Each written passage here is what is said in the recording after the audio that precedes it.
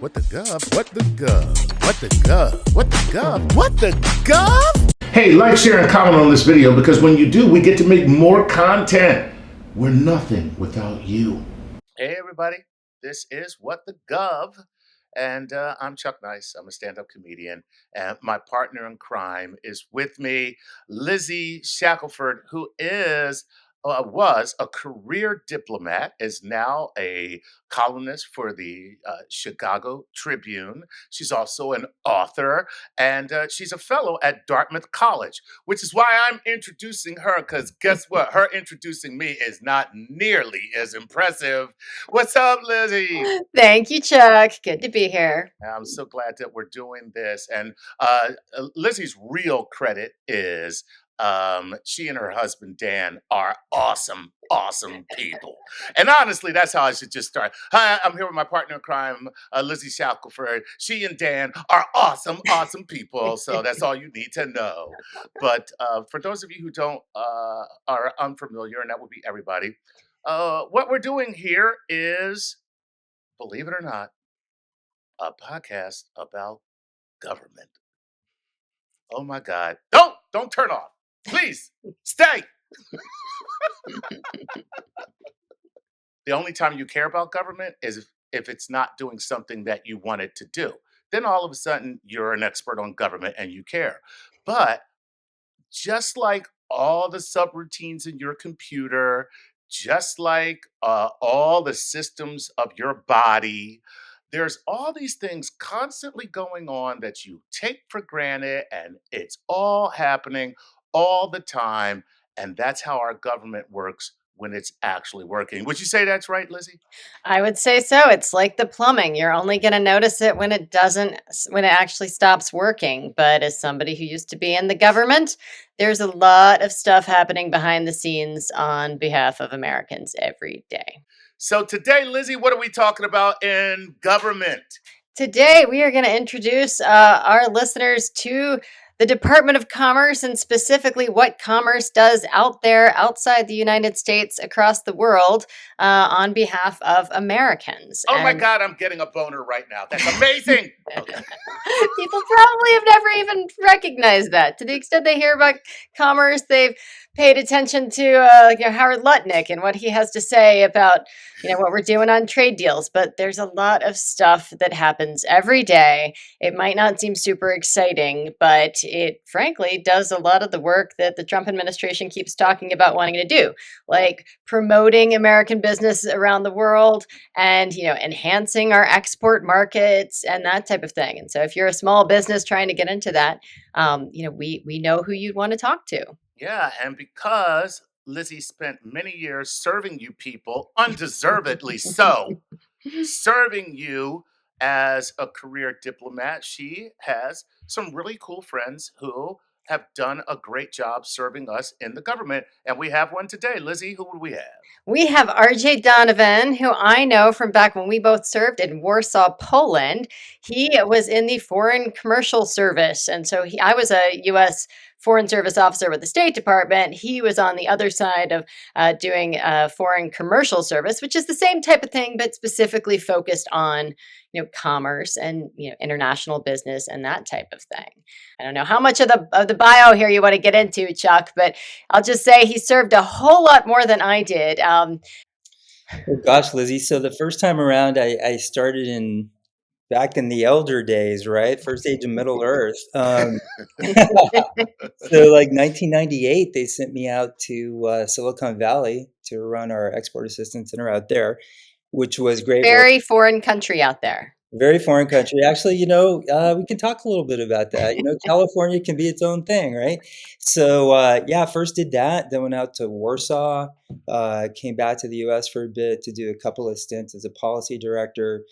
Then I went back out to Warsaw, so there twice, had the great opportunity to work in Germany for a while, and then sent off to Tanzania. So I was the first senior commercial officer out in Tanzania, which was an amazing experience. Tons of work. Oh my God, how did I survive? And then after that, South Africa for a while. And then I ended up my career in the terrible hardship tour of Paris, France. which I Oh, still regret not visiting you while you were Yeah. serving as a commercial attaché in Paris. attaché in Paris. That's fantastic. Um, Let me tell you something. I regret that I didn't visit you. Yeah, I wish you had, Chuck. I'll tell you, I don't think I'm ever going to live like that again.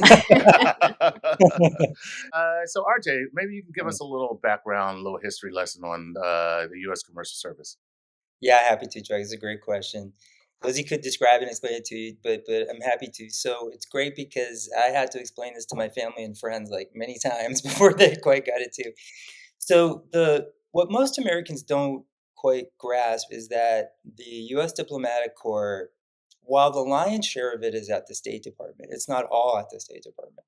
So the Commerce Department has a cadre of Foreign Service officers who work on international commercial issues, basically helping U.S. businesses do more business overseas. And the whole idea is to help create jobs and maintain jobs here at home. Okay. There are two other foreign affairs agencies other than State and Commerce. The Foreign Agricultural Service at USDA has a cadre of diplomats as well, and they work on agricultural issues for the most part. And USAID was, I'm not exactly sure how many officers they had. Lizzie, you might remember, but I think it's over 800. Oh, Uh, yeah. Oh, Yeah. wow. yeah. Okay, so you guys are teaching me something right now because all we've heard from US Aid, or all we've heard about it, Mhm. is um, what an incredible waste of money they are. I think Well, they have probably a few thousand actually. We might double Oh, check that. But there are more USAID foreign service officers than State Department foreign service and certainly than commercial. just for a little bit of history, so what was going on back in the 80s, 70s, and 80s, right? It's Cold War. And I think business was feeling like they weren't getting the love they needed, right? So they moved a bunch of officers back to Commerce, U.S. Foreign Commercial Service. The reason why we said U.S. is because we have a cadre of international trade specialists around the United States who are part of our team, and we work with them when we're overseas. We work with them very closely because they're out there in their communities and their states working with exporters, working with startup companies, new companies who could benefit from exporting and doing trade in other countries and growing their business. So it's great, great jobs. The domestic job. When I was out in California, I got to tell you, it was the go-go time. It was, Silicon Valley, and there were new startups every week practically. We were so busy, we could barely keep up with the work. It's a system that works so well for small and medium-sized businesses, helping them, get break in international markets. So that was the rationale, and that is now what we call the U.S. Commercial Service, resident in the International Trade Administration at the Department of Commerce. wow.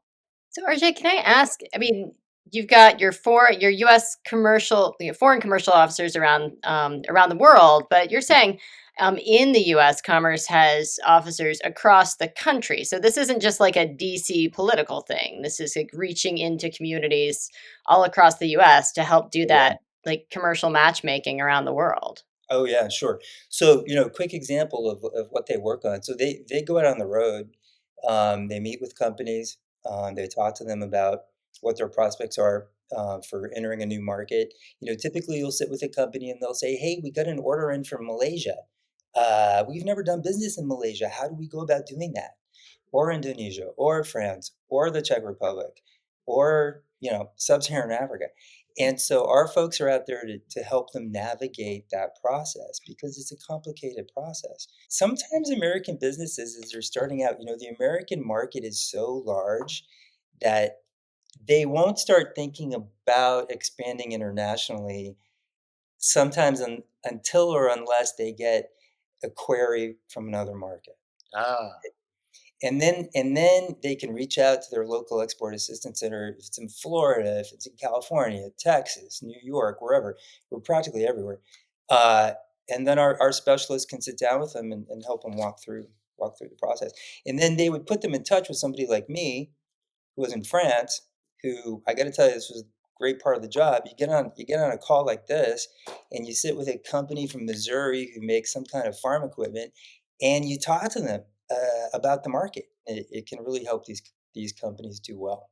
I don't know. It's almost like everything coming out of this administration is making trade itself seem bad. Like Yeah. they're at enmity with trade, and it's almost like if we're doing business with other countries, then we're not doing stuff for America, and we need to take care of home because that's where the bread is buttered. And what you're saying is you do take care of home when you do business elsewhere. Well, Chuck, think about it as sometimes like what was that game? Stratego or something? You I know, remember that. yeah, remember that? Yeah, So I would often tell people, I'd be like, if you're not expanding internationally when you're ready, and when it makes sense for your company, you may be losing market share you don't even know about, right, right? And so your foreign competitors might be getting into those markets that really you should be able to take advantage of. And right. so trade is, yeah, I hear what you're saying. I mean, I think, you had asked me a little bit one time about tariffs and kind of what my feeling was on what's happening. Yeah, I don't know if you want me to talk a little yeah. bit about Please that or do. I maybe mean, not. seriously, because this is what's going on. Look, when countries are trading together, they're a lot less likely to to go to war, Mhm. right? Makes sense. When people are working together in a business together, it creates a cohesion. I would say that trade's a very complicated thing. When you look at it just from kind of a zero sum game for tariffs, look, in the United States, we don't produce coffee, right? And so to levy tariffs on countries because we have a trade deficit, potentially because of an issue like, okay, they make coffee and we don't. Hmm. I mean, is that making sense, right? I think um, there are lots of issues out there with non-tariff barriers. I mean, I saw this myself when I was overseas, in most of the places that I worked. What Yeah, what would a non-tariff barrier okay. be? So some of this is cultural. Take refrigerators, for Mhm. example. Okay.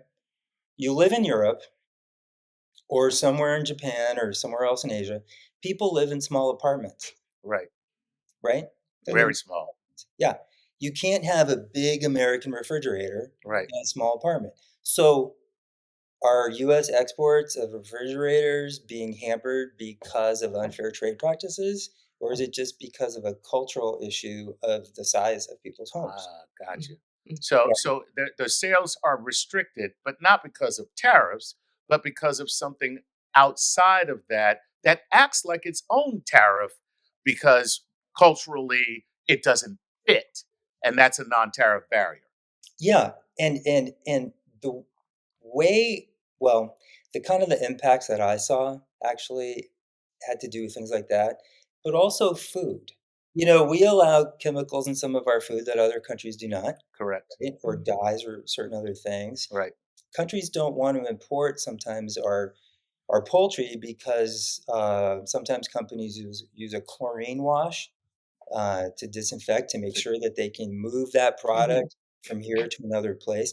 And look, there are places in the world that do not have good cold supply chains, Mhm. Right. right? Right. And Right. so, if you're going to be moving food and you have to take certain measures to make sure it's safe. Right. Well, some countries don't want that, and they don't want their people eating something or, like Chlorinated chicken. Chlorinated GMOs. chicken, which, by Yeah. the way, I have a recipe for a Greek chlorinated chicken. Okay, it's chicken chlorinated cacciatore, and it's amazing. It's But a go true. ahead. Right, right. So anyway, so back to I don't know. So look, the tariff thing, it's complicated. Non-tariff barriers are complicated. Sometimes barriers are because of cultural differences, and people don't talk about that really. And these are issues that impact trade deficits because you have to ask the question: are we building or making farm equipment that fits in smallholder farming? Right, because we Mhm. don't we You don't know, do a lot of that. We do a we're lot of not. industrial farming, which is Exactly. huge, huge equipment. A lot of which is kind of run almost autonomously. It's like one person and the equipment does the job of 50 people and it's run by GPS. And you go to another country and they're just like, yeah, I don't have any need for that. Hmm. Yeah, right, exactly. I actually bumped into that numerous times. So if you're an SME, as we always call it, small, medium-sized business, and you're exporting somewhere, pick a country, and now we've put tariffs on them, they've put reciprocal tariffs on us. You are now in a situation in which your agent, your distributor, your channel partner, in whatever country that is, they could be saying, hey, look, this is a really volatile situation. I don't know if I want to stick with you as a supplier. Maybe I'll go with an Australian company or a French company or a Spanish company or, a Canadian firm or something who makes something similar, but I don't have to deal with the tariff issues. So doing international trade is tough. Hmm. When you start out, you not only have to think about like, okay, what market do I want to break into? But then you have to find a great partner, someone you trust, right? Right, That takes a little while. It's like right. business to business matchmaking, like the dating thing. But then you have the whole infrastructure behind it. You have to worry about logistics. You have to worry about shipping. You have costs. You have to worry about how am I going to get paid? Do I need a letter of credit? Uh, when the relationship's going great and your partner in another country gets in touch with you and says, hey, we want more of this, we want more of this. You're like, oh my God, I have to ramp up production. How do I ramp up production? I need, working capital. And so you got to go to the bank, maybe you go to SBA, maybe you go to Exim Bank for help, that kind of thing. And then all of a sudden, here come these tariffs. And I think if I were a business owner who was exporting, I'd be like, oh my God, this is an earthquake. Let's say all this madness ends right now. Hmm.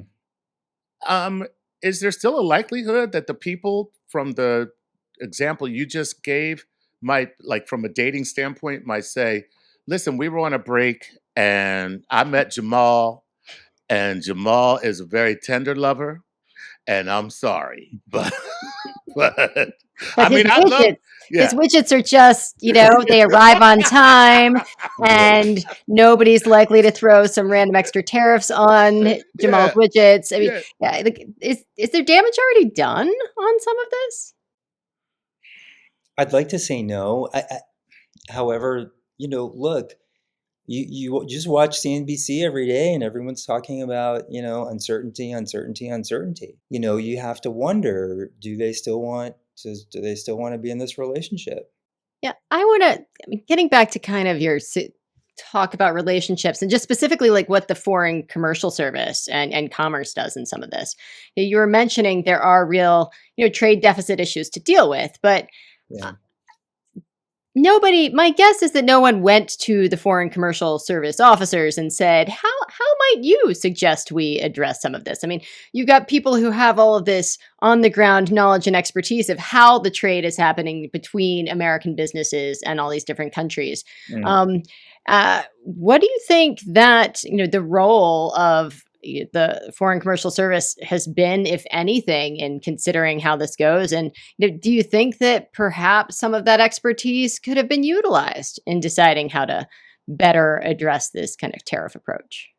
Probably I should describe like sort of the top four things you do as Hmm. a commercial officer every day. Okay. Ooh. So basically, well, I always said it's about four things. So it's export promotion. And so that's actually helping that small business break into that market. And there are ways we do that. We have programs. One of them, people who are in the world and they hear me say this, they're going to smile. We have this gold key service where we say to the company, okay, you come to the market. We're going to set you up 2 days of meetings, 1 day of meetings. We're going to, hopefully get you into the right channels with great partners, agents, distributors. We pre-qualify the meetings and we charge for that, right? This I'm isn't doing the same free. thing with my gold card service. Yeah, maybe we need a gold card service there, Chuck. So in different countries, different things work, right? So sometimes a gold key doesn't really work too well, maybe in sub-Saharan Africa as much as it might in some parts of Asia. Like in France, we were very much about helping companies who are already resident in France build out their business. So number one thing, export promotion. Number two, commercial diplomacy, which is really like we're working on market access. Mhm. So you find out that there's a rule or a regulation in the country that's impeding U.S. exports, impeding U.S. business, and you talk to your buddies in the government. So that's commercial diplomacy. Advocacy is something that we would do quite a lot depending upon where you were in the world. That is government to government negotiation over a project that the host government might be putting out there. So that we were out there saying, okay, hey, our ambassador is going to send a note and say, look, this is a great company. We hope you'll consider it.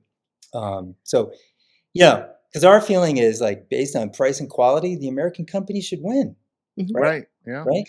So we did that. We did that a lot. And then the last thing that we worked on, well, in my list of four, it wasn't something we were allowed to do for a long time, but then it turned around. It was inward investment promotion into the United States. So come to the U.S., great place to grow your business, your German business, your Spanish business, your Japanese business, your Korean business. Those four pillars of what we did, I thought were extremely effective. So It really sounds very similar to the goals of what the Trump administration keeps talking about. I mean, bring business into the United States so that we don't have to import them, and then you don't have to pay those tariffs they're adding on. Helping to expand our export markets, helping to your commercial diplomacy is probably taking head on those non-tariff trade barriers, right? Why don't your people want giant fridges? But it sounds like the commercial foreign service is doing exactly what the Trump administration claims that they want to do more of. But It's instead of doing it around the world with people who have actual expertise and knowledge and relationships, they're just saying from the center of Washington, a tariff upon your house. And it doesn't feel like it would be quite as effective. yeah. yeah.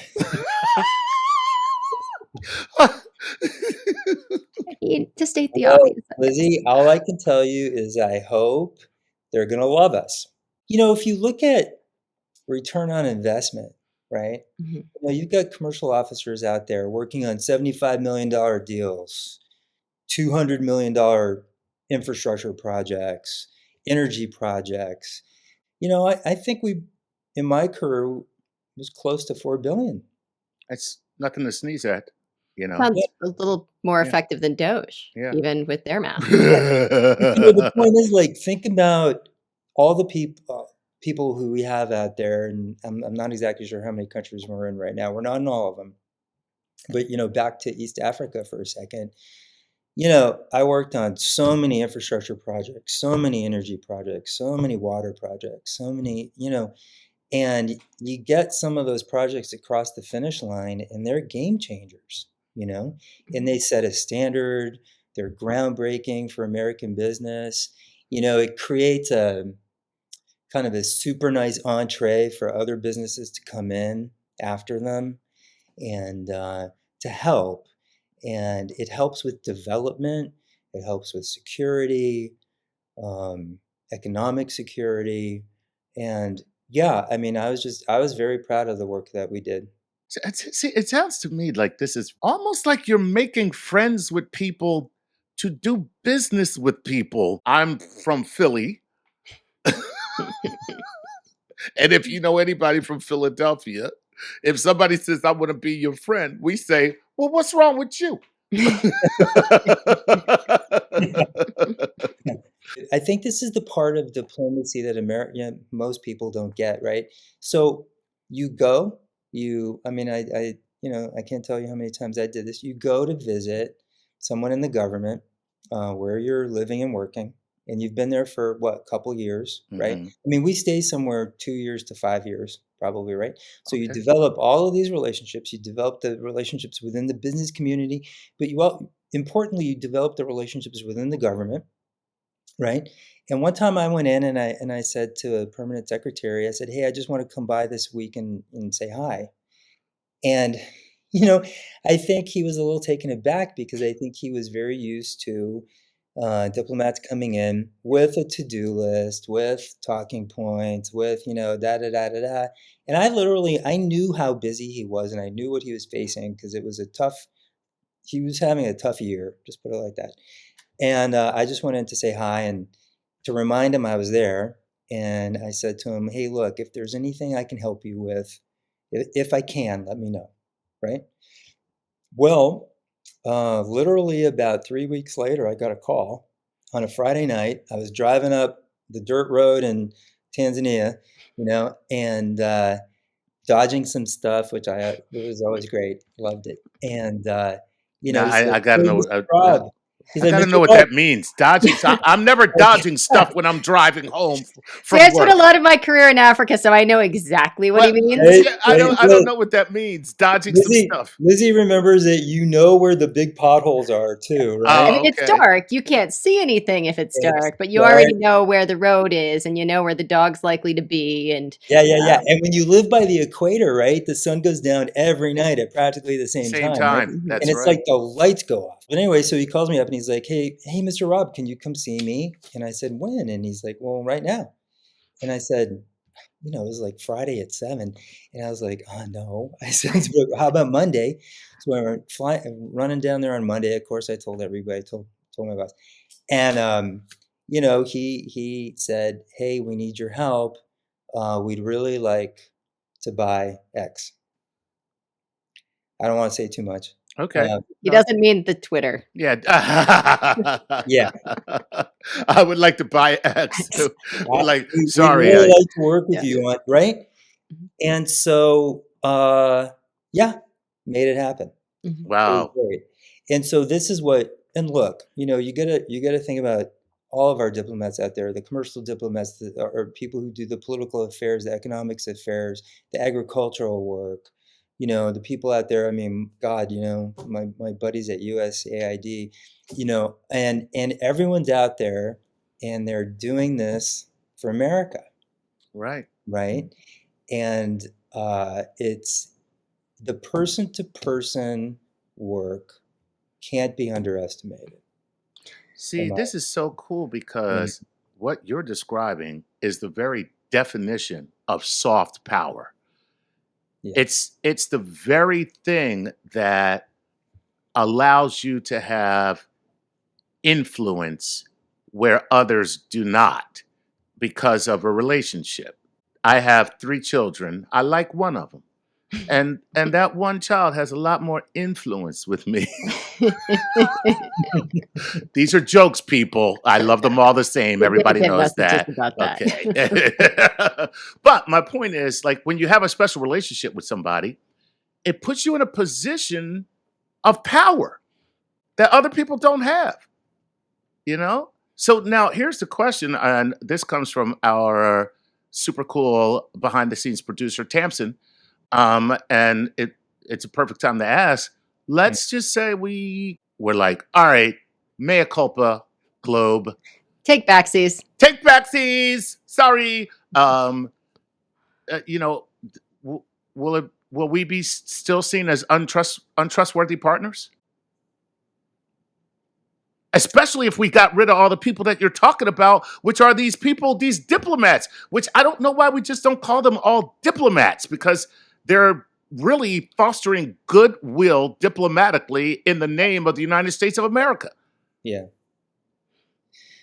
Well, I'm always an optimist. I don't like to lose hope on anything. But I got to tell you, as a former diplomat, I'm concerned. Mm, Because you don't want to be seen as unreliable, Mhm. right? And I think the tariff thing, I think it was a shock to most people. Uh, and I think what happened to USAID is a shock. Mhm. Um, and honestly, I feel very, very badly about it myself. I've known so many people. I still have friends who are there, and you just think about the fact, to your point, Chuck, about soft power, these are programs that feed hungry people, that give HIV drugs and others, drugs to sick people, dying people. And, these are very important programs. And I'm just so disheartened by what's happened. I think it's short-sighted. Look, everyone can agree that, when administrations come in, and I worked for Republicans, I worked for Democrats, the new team comes in and they take a look at what's going on and they decide, okay, we want to keep this, and this. This and this we're going to get rid of because we don't want to do that anymore. Okay, fine. But I think what happened to USAID is it's like throwing the baby out with the bathwater. Mm-hmm. You know what I mean? And the problem is, and I'll just tell you a quick little story. So I'll never forget a general saying this to me once, and he was like right out of central casting, okay? And he said to me, he was like, okay, Robert, let me tell you something. Never forget. He said, people don't go over the hill with you into battle because you yell at them or you bully them or you cajole them or you tell them, I'll give you some money if you come with me or whatever, right? They go over the hill into battle with you because they share your values, because they admire you, because they know that you have not only your best interests at heart, but their best interests at heart, right? And that's the soft power that I think we're all kind of talking about here. Yeah. And I'm just concerned that if you lose that, because that's who we've been since the end of World War II. That's our reputation. Well, that's our reputation. Yeah, right. And it's our value system. Our allies, our partners, the people we work with have always pretty much realized that, we've always tried to do the right thing, right? Mm-hmm. We've typically always tried to do the right thing. And so, those are important arrows to have in a quiver. It just creates this dynamic, innovative system here in the United States that I think we should be very proud of. And it gives us an edge, but also I think the diversity of this country is what you see when you live in other places around the world. It's like, wow, like you can have all these people in a room, very diverse room, and everybody's an American. Yeah. Well, on that note, we got to end the show because we're gonna get canceled and never get funding again if we start talking about diversity, equity, and inclusion. Right.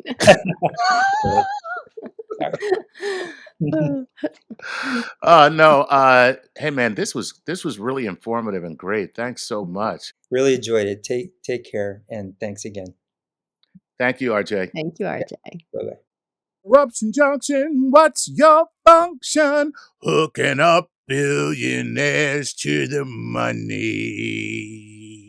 Time for more corruption, Lizzy. In this episode of Corruption Junction, let's just jump into it. Crypto sounds like corruption. When you say it, it sounds like corruption. Crypto. It does. I don't really, I'm going to be honest, Chuck, it's an area. I'm not an investor. I'm going to steer clear of it. But it is the area in which the Trump family has made the most bukus of money since, not in like a long time, since just Inauguration Day in January. So do you understand how crypto works? Let's just start with that. I mean, so crypto is part of something called blockchain, and that's as far as I know about it. And what it does is it allows for traceability back to one particular instant. Right. And for some reason, that is valuable to some people. I don't know why, and I don't care. So right before Inauguration Day, Donald Trump created the dollar Trump meme coin. They're basically like collectible items that are somewhere in this crypto world. So again, the value of a Pokemon card. They also created one for Melania as well. And this was just days before the inauguration. And so the value of them is completely nothing unless people want them. But when they buy them, there's both a transaction fee that goes back to the Trump company that created them, and then there is whatever the holdings are of these meme coins that the Trump family has. Their value goes up as well because you're seeing that increase in demand, like you say. So since that time, hundreds of millions, billions of dollars have been poured into these meme coins. And the Trump family is making money off of every transaction and off of that value as well. And so it didn't take long for people and companies and foreign people and foreign companies and foreign states to realize that this is a really easy way to line Trump's pockets with money. Right. In other words, an open air bribery market. Yes. An open air digital bribery market. It is. And the really difficult part about this, because of course, people can pay for, a presidential candidate's time. They donate money to different campaigns. There are ways that you can send money basically just to your political leaders if you want, but it's regulated in the US. No foreigners can do it. Not allowed. Not allowed. There are limitations on the amounts that individuals can provide. And most importantly, it's traceable. It's all recorded. You can't do it in the dark. And whereas these crypto markets are completely untraceable, you can have, you don't know if that $2 billion is coming from, a very wealthy foreign country, a very wealthy donor, a terrorist organization, who knows? So the deal is, let's say I want, I don't know, something favorable to happen with the president and my business. Mhm. So what I do is I pick a really lovely number. Let's say $6,237,000, right? just And then because. and I just buy that in meme coin. Mhm. And then I send a little note. I hope you are happy with the $6,237,000. Now, nobody can trace that I sent it to the Mhm. president, Mhm. but because it was such a specific number, the president now knows it was me. And then I Mhm. said, by the way, you might want to do me a little favor Mhm. with this legislation and my business. Mhm. Mhm. Boom. Yeah. Open air bribery market that nobody can, that's completely opaque at the same time. Yeah. Yeah. And it's not even just like as obvious as that. It's gotten even more ridiculous because there's this market that the Trump family has just advertised where you can send money straight directly in. And then they held a gala. Chuck, where they invited people to get direct time with the president if they were the top purchasers of his Trump coin. Oh, So snap. they sold his time to the highest bidder, Oh. literally. Literally. It's like an X prize for corruption. It is. That's exactly what it is. The highest bidder gets to come to the dinner and Mhm. get FaceTime. And then you get to say, everybody knows why everybody's there. Yeah. We're all here because we gave you money to be here and we Mhm. all want And something a in lot of return. money. A lot of money. Do you know how much the Trump family has already earned? I'm going to be honest. I do not. They have already done about 400 million in sales Oh, of snap. these coins. They've earned $43 million in transaction fees alone, not like So even that value. can't be lost. That's Yeah, just no, that's what we call a just okay. VIG. That's the VIG. Mhm. And this is all before it. There have been some news reports that Abu Dhabi is planning to use the Trump meme coin to conduct a $2 billion financial deal. So they're basically going to be using the coin. I haven't seen really what the actual deal is about. They're kind of putting it into some big fund, but by using that coin, whatever the transaction fees on transferring $2 billion in this digital coin thing is all going to go into the Trump pocket. So those numbers in the hundreds of millions already are going to go up. And the fact is that he has not recused himself from any of these dealings. No. And it's one of these things where, again, it's totally out in the open. And so people are like, but Well, it can't be wrong. You probably wouldn't be doing that if it were completely illegal. I mean, we've come a really long way, Chuck, from, back when Jimmy Carter had to sell his peanut farm. Can you imagine? I A know. peanut farm. I mean, seriously, is there really any money in peanut I farms? mean, certainly not crypto money. So that's where we are, and the risk of this. What's the risk of people and countries and industries being able to pour unregulated amounts of money into the Trump family? Yeah, that we have a bought and paid for family running the United States of America, supposedly a free country and a democracy, is now basically a, I hate the term third world, but well, a banana republic type dictatorship, because that's how those dictatorships work. You Well, just give the guy money. those guys never had this level of money either, just let's No, be honest. So this is right. I mean, there's no end to it. If you think back to the first Trump administration, do you remember what the big grift was in the first Trump administration? There were so many of them. Well, the big one, Trump hotels, right? Oh So you yeah, had because he bought the hotel in he Washington bought the D.C. hotel in And Washington, then D.C. what the big deal was this: any foreign national or any business owner, if Yeah, they really wanted to get to Trump, they would either plan an event with Ivanka at right. the hotel, Yep. or they would buy a floor of Rent the them hotel for for months and years. month or years, and all that money went to Trump and his family. And at the same time, um, yeah, they were able to have influence with the president. And those rooms were like 800 bucks a night, but like that is chump That's change chump change. compared to the scale and scope of what he's able to do with crypto, which is just unlimited. Well, you got to give it to the guy. Here's the deal, and I don't care what. First of all, I'm here in New York City, have been since 1999. And for those of you out here like you're Trump bashing, here's all I'm telling you: you ask anybody in New York City, is Donald Trump a criminal? And they're going to be like, "Well, yeah, but that's not the point." The people who like him will Right. follow it up with, "But that ain't the point."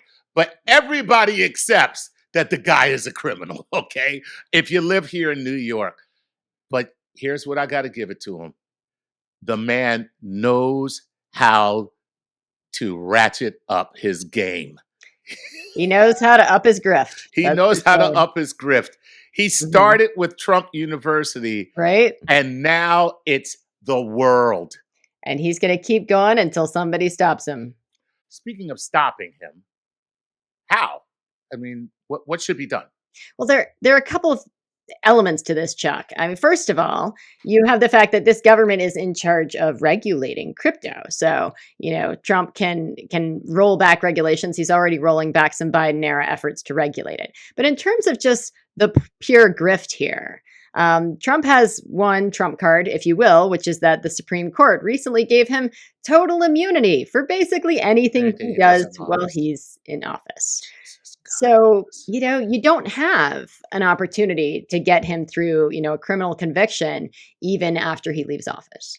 Right. So, there's really only one way to rein this in, and that is Congress using its power to impeach. But he's so good at going, it's a witch hunt. Total witch hunt. Like, Well, he's so good at that. I wonder how effective even that would be. there is a little thing called being under oath when you're either in court or in front of Congress for a congressional hearing. And so you can be compelled to speak under oath. And presumably, again, you should be able to be held in contempt if you lie under oath. But again, all of this is in the power of Congress. And right now, we don't have a Congress that seems particularly ready to rein him in. And until that happens, this is what we're living with. Still at Corruption Junction. All right. Well, guess what I'm doing? I'm starting a meme coin, people. I'm not buying it, Chuck. Listen, mon ami, another great show. And for those of you out there, if government is people, my friend, What the gov is gov.